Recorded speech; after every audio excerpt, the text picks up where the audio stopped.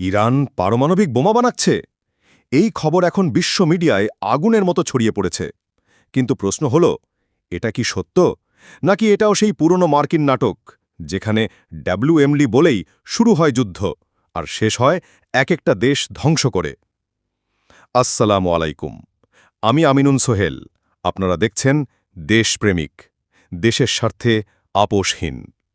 আসুন আজ আমরা খোঁজ করি সত্যটা কোথায়, ইরানের বোমা না আমেরিকার ফাঁদ। অধ্যায় ১, লোক দেখানো পারমাণবিক নাটক। সিআইএ, আইএইএ, এমনকি ট্রাম্পও বলেছেন প্রমাণ নেই। তাহলে এত হইচই কিসের?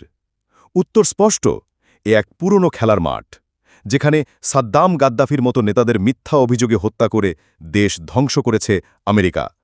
এবার পালা ইরানের। ইরান তেল বিক্রি করে ডলারের বিকল্পে। ইরান নিজে প্রযুক্তিতে স্বনির্ভর। এই কথাগুলোই তো আমেরিকার গলার কাটা।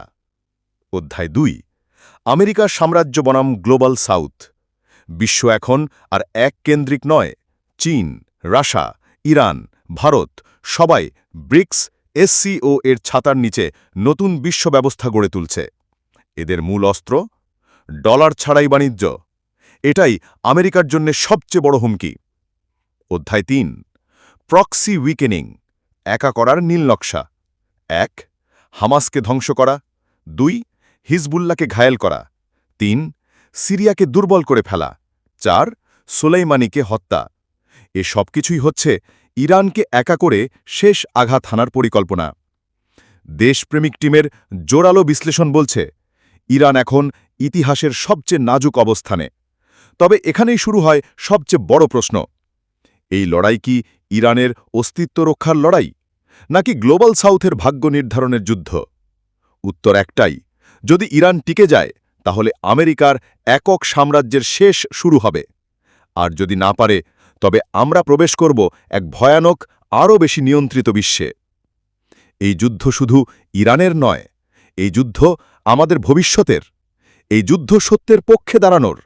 এই যুদ্ধ নতুন এক বিশ্ব ব্যবস্থা গড়ার।